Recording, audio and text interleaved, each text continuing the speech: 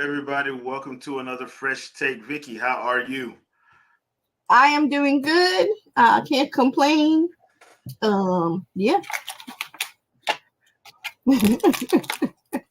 Looks like we at the end of Loki. I don't know if we're getting to season 3 or not, but this Mm. kind of felt like a series slash season finale.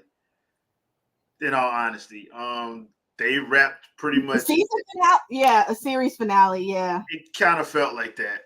They wrapped everything up in a neat little bow, while still having some questions to get answered. Because, yeah, I think the Kangs are finna get out, and I know that sounds kind of crazy coming from a black person to say the Kangs, but yeah. I ain't talking about Martin Luther King. I'm talking about the actual Kangs. I think they've made a way for them all to get out. I thought the series, this whole season has actually been very good, from top to bottom for me. I kind of liken it to like Daredevil season 3 on Netflix, where the whole thing was good. You needed every episode. You needed every episode of Loki season 2. They told a tighter story, and it actually made stuff come. It made like Loki come to grips with things that you're a god, but you can't. He did. He had to come to grips with like everything he ever wanted, everything he ever thought. Like what happens when you have power, what hard decisions you have to make. Like he had to work through so much, and what was wild about it is because time travel. He had a chance to work through it. I wish they had said how many times he had to go through everything he went through. Yeah, like it was Groundhog Day times infinity. Basically. And the thing is, like, you see him break. Like he is trying. He is literally trying. He is trying to save the day. So let's talk through it. So you had first he was like trying to get Victor Timely down yonder and get it done.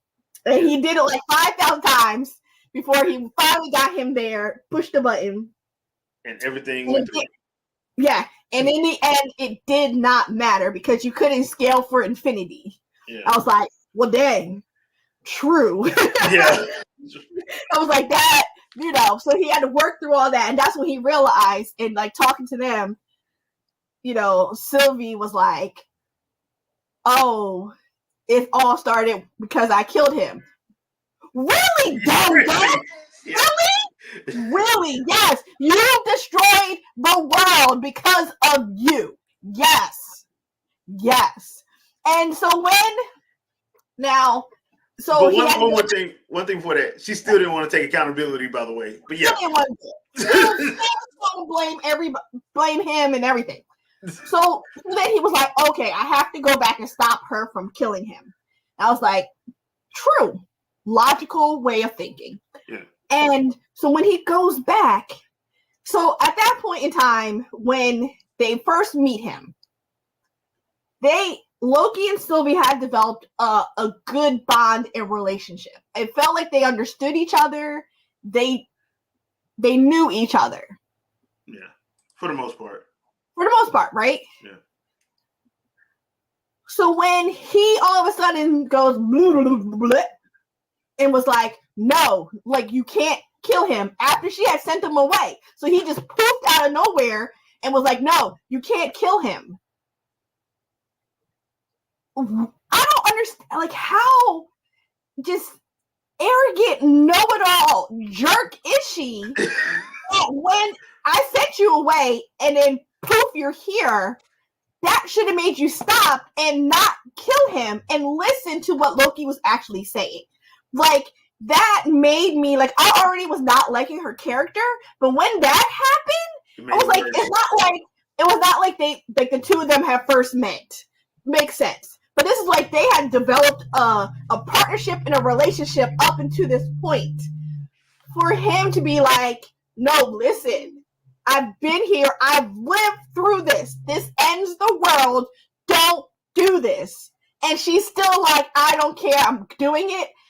girl, go to therapy because you make no sense. I'm sorry. If I sent, like, me and Jay are at the end of the world, I sent Jay away and Jay poofs in front of me, says, no, Vicky, don't do it. Like, listen, the world's going to end. I'm going to be like, let me stop and listen. She didn't even want to stop and listen. She's like, no, you got to kill me.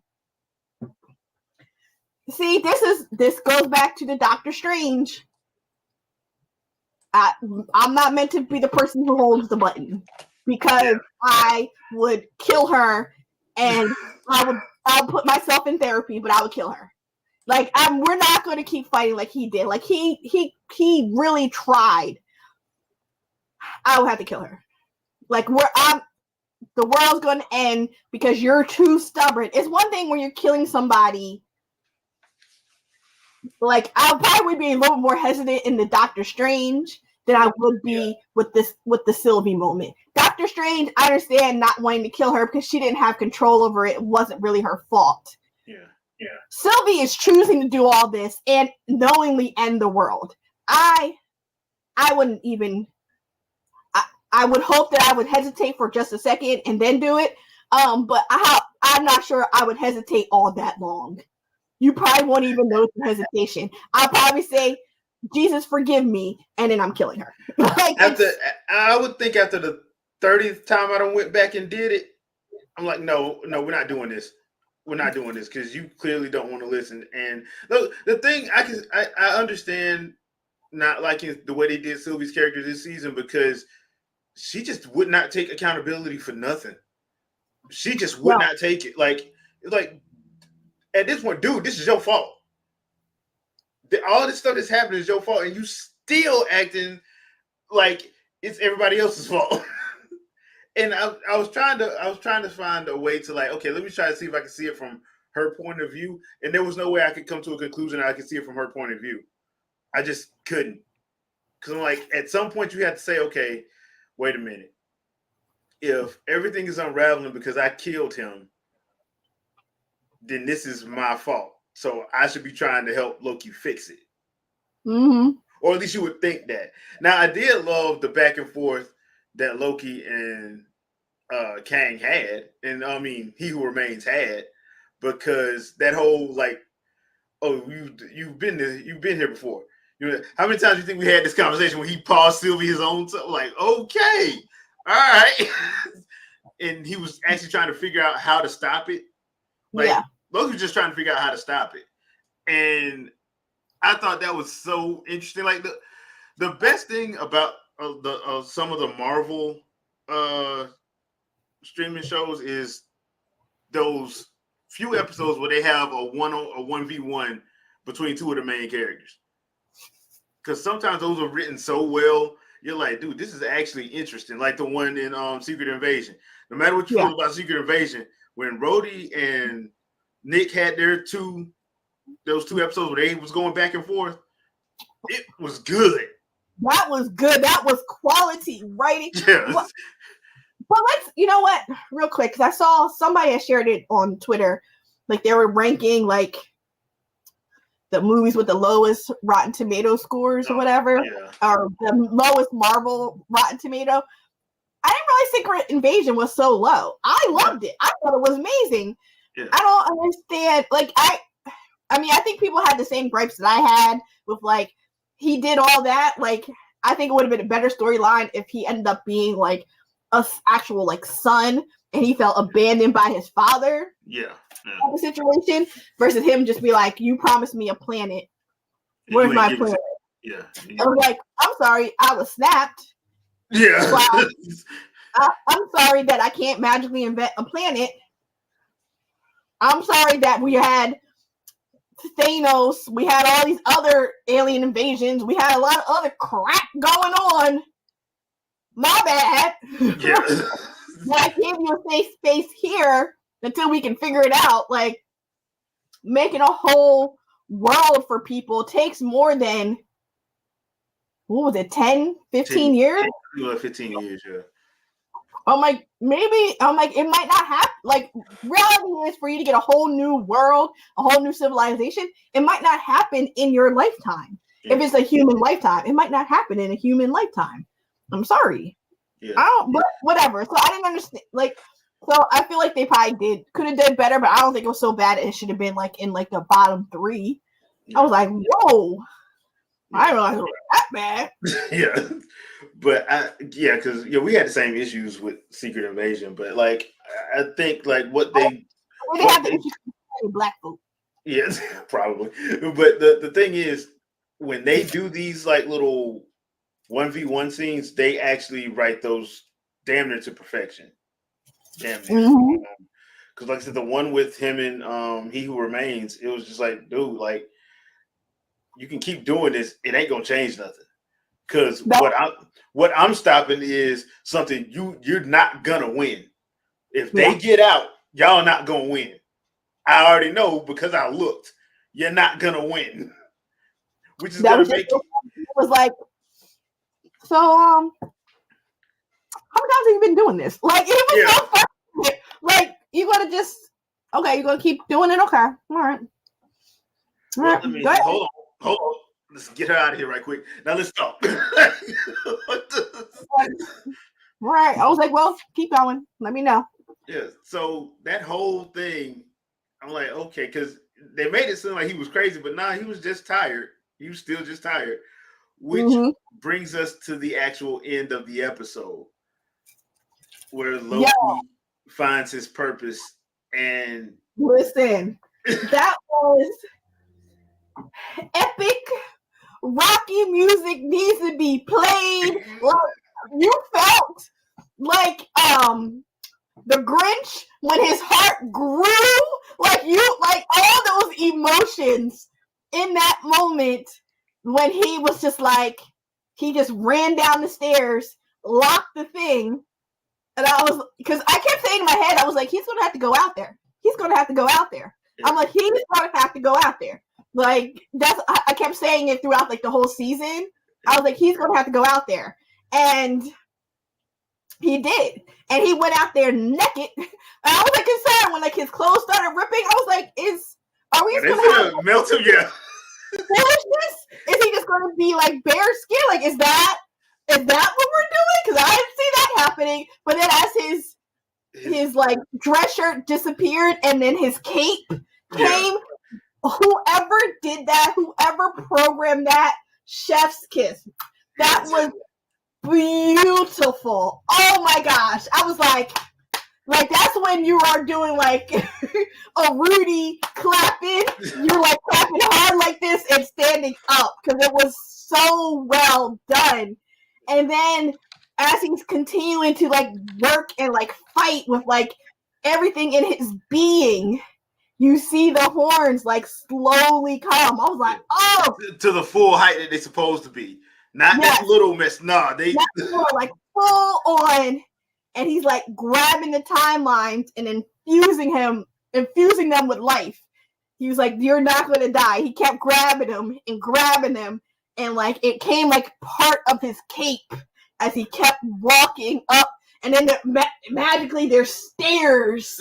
I'm like, like you couldn't write this. Like this was epic and beautiful. And he's like just grabbing everything and fighting with all his like godly power, like and infusing it because he is a god. Like let's be honest, that is a godly thing. So he's infusing life. God, little G, we're not going to offend anybody. And he's like going, and you see the throne that he's always been fighting for, and it starts to like fill up with gold as he's like going forth. I was like, y'all is just doing it up in that marble waiting room. What? And like he literally uses, I mean, think about it. If it's an infinite problem, who better to solve it than a god using his infinite power? Basically. And he just sits down on the throne and it's like whoosh. I was like, he essentially made another world tree.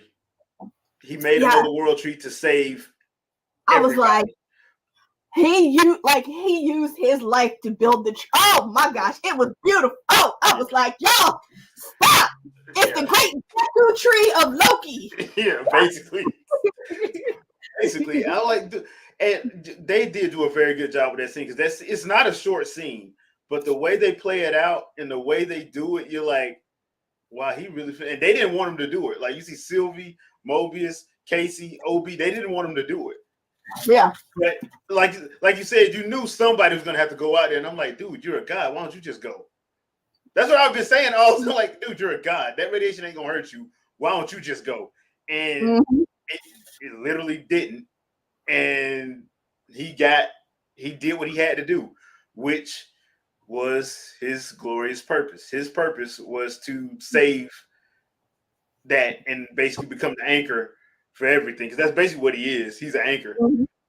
So the thing is, I think it makes a very good setup because, as you guys know, the Marvels came out Friday. There is a post-credit scene. There's a mid-credit scene in there where they introduce two certain characters, and I'm thinking that this is how they're going to bring those characters into mainline MCU, and I think it's going to coincide with how they beat the Kangs when the Kang invasion happens. Because as it stands right now, there's no way they can beat them. As it stands right now,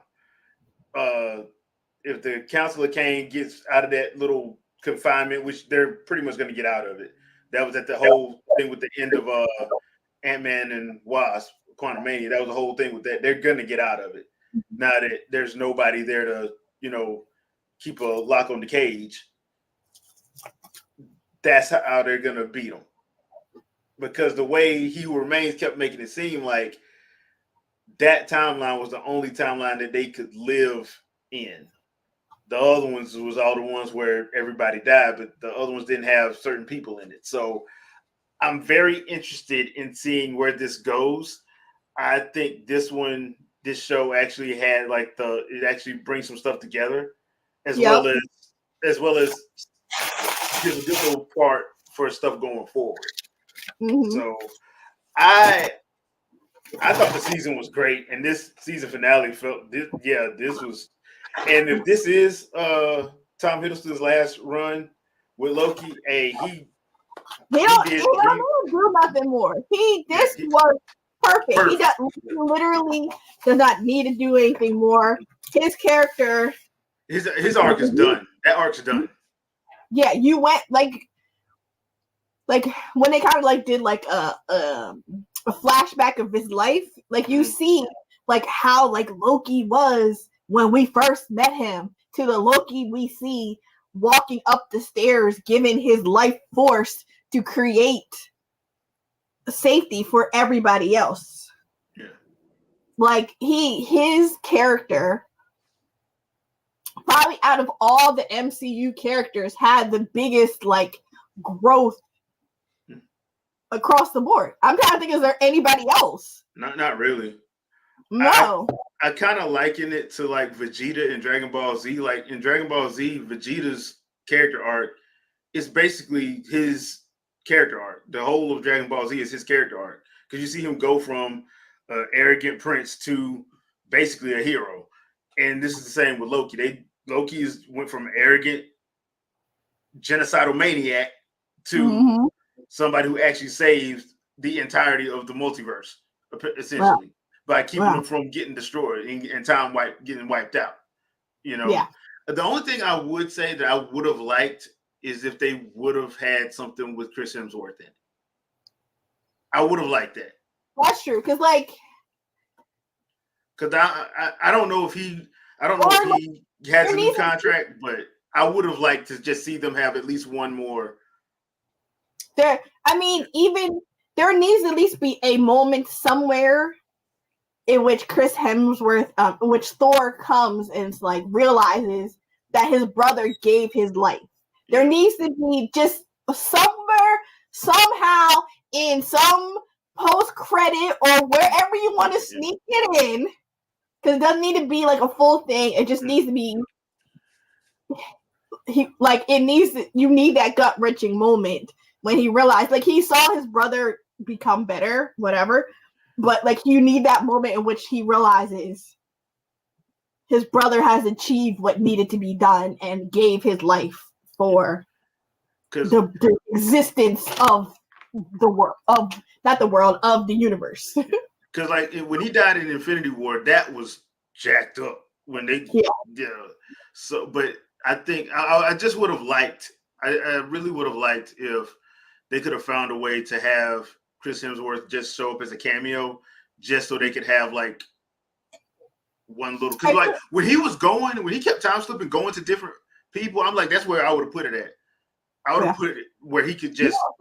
I wouldn't want that. I would want Chris Hemsworth, Thor, to realize at the end. Like, and really, I don't think we had any post credits, anything. No, we didn't. So like, throughout the whole season, right? Yeah. So like, I would want that could have been a post credit for this episode in which you see Chris, Thor just show up at the thing, show up and realize what happened. Yeah. I think that would have been like that. I think that would have been better. I didn't need them to have the interaction. I needed Thor to really recognize how amazing his brother became and what he sacrificed. Gotcha. I need that more than them having a conversation. I think the reason why I said that was because like when he was doing that whole trying to figure out what he was supposed to do, I would have never went and talked to Sylvie. I just would not have went and talked to Sylvie because her non-accountability taking self. I need therapy. Yeah, I would not have went and talked to her. I would have swapped her out. That's why I would have did the Thor talk. Would have been instead of going to see her, I would have went to go see Thor. That's what I would have did. Like made it like something like that. Like that's what I probably would have went and did. But you're actually where you said actually makes more sense in the grand scheme of things. Like having him go after the fact. Yeah, that would actually make more. But yes, Sylvie, no, I would not have went and talked to her. She wouldn't even be in my top 10. No. I had him go back and talk to Iron Man or something. Daddy Mobius, because he had a better relationship with Mobius. Yeah. So the Daddy Mobius who doesn't even know, so they can talk in so he'll ask him about the jet skis, but he's really asking about life. Life, yeah. And him giving him like, oh, you know, being on the water and choosing blah blah blah, like giving like, but not realizing that he's helping him make a decision for the world. I mean, the existence of life. Yeah, but yeah, Sylvie, no, I wouldn't have talked to her. That one gonna fly. So, but yeah, I thought they did, especially at the end when they did the after. Real quick, because even when he did talk to her, she was like, what, you want me to give you my blessing for killing me? I was like, actually, that's exactly what you were supposed to do in that moment, because you are watching the threads of existence tear apart because of your arrogance. And in that moment, when he came to you, you were still so arrogant that you were not say, you know what the right thing to do is, and that is killing me. That was the only answer she was supposed to give, but in the end, she still could not admit she was wrong and what needed to be done. She still couldn't do it. At that moment, right there, that's when you'd be like, you know what? That was you telling me it was okay. Yeah, yeah. At that point, yeah. Because you're right. Because when he stopped everything, threads was still going. I'm like, lady. You literally watched everybody in the room disappear, get threaded. I don't know what they're calling it because it's not blitz, so I don't know what they're calling it. You watched everybody. You watched this happen, and yet you still couldn't admit that the best thing to do is to take you out. Yeah. Like I said, she refused to take accountability for anything she did. I'm like, God dang. I'm like, what the world? Like, people, if you didn't know, that is a giant red flag. It's just a giant red flag. But I did like the after part that they did where they showed like B-15 and everybody else going to the meetings, that how they changed the TVA from the stuff looking like the Council of Kang to the actual tree. Mm-hmm. I did like that. I will say I did like Sylvie going and talking to Mobius. I thought that was okay. Still not enough to redeem her, but it was okay. Like, Owen Wilson makes most stuff better, so he just does. True. So I thought overall this was a very well done series, very well done, and it didn't. Nothing got annoying, I should say. Like I would have thought the whole time slipping thing was going to get annoying, but that didn't get annoying because they actually made it. They made it comical in the first episode, but it didn't overstay its welcome. When it came back, they made it no, it's an actual ability. It's not what you think it is. And Loki learning how to control it made it better for this last episode because the stuff he had to do and the stuff he kept trying to do to keep trying to find a different path. So, like, I know in Infinity War, like Doctor Strange went through 14 million scenarios and only found one. He kind of did the same thing and didn't find any. Didn't find any, and he literally worked through it. Yeah, he actually did it. He worked through it so much to the point where he became a master of engineering and physics. That's how much he worked through it. So I'm like, bruh, that's crazy. But he had to do it because he was trying to find a way to save everybody. So I thought that was very interesting. One of my favorite shows. I think this one's probably a little bit behind Falcon and Winter Soldier for me, as far as my favorite Disney Plus Marvel shows.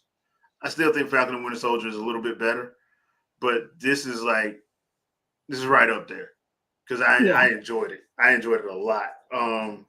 But yeah, leave a comment. Let us know what you guys thought about the season / because I think it is a series finale of Loki. And and that's the end. Yeah, and let us know what you guys are looking forward to next. I'm still looking forward to X-Men 97 and the second season of What If. So, and we got Echo dropping in January. So that's the next Marvel one that's hitting is Echo, and that looks like that's going to be real good. That first trailer is up on YouTube, so if you haven't had a chance to watch it, I highly recommend watching it. It's going to be on Hulu and Disney Plus. So if you don't let the little ones watch the violent stuff, it's still going to be on Hulu. So you got it in 2 spots. But yeah, anything you want to pimp out before we get out of here, Vicky? Yeah, as always, come by Fangirl Review on Twitch and Kick and all of the above social medias. This week, it's probably going to be chill on Monday. Playing something, I don't know. And on Wednesday, we have Gamer Corner. It's going to be the last Gamer Corner of the year since we're going into the holidays. And I'm not going to stress myself and other people out trying to fit people in the holiday messiness. And then we'll be back in January. So come on by.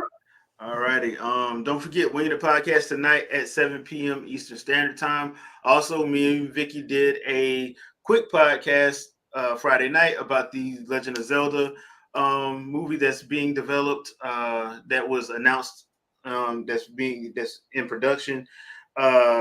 Give it a look when you have a chance, and leave a comment. Let us know what you think about that as well. And we will see you guys, I guess, later because we don't really have nothing to watch till January, I think. Yeah, not until January. So there's that. Let's do a quick review of Goosebumps. You can do a Goosebumps because you need to catch up. Yeah, I think it's the final episode, and I thought I couldn't understand. And then I was like, "What? Oh my gosh!" So I wish we were reviewing it this whole time. Like going back, I was like, "Man, we should have reviewed this thing the whole time." Well, but right. I can binge it, and we'll just we can do that one next week. Yeah, we'll do that one next week. So be here next Sunday for Fresh Take for Goosebumps. Fresh Takes for Goosebumps. Because I completely forgot about that show was out until I was that was on me. But be here next Sunday for Goosebumps, and we will see you guys then. Peace out, people. Bye.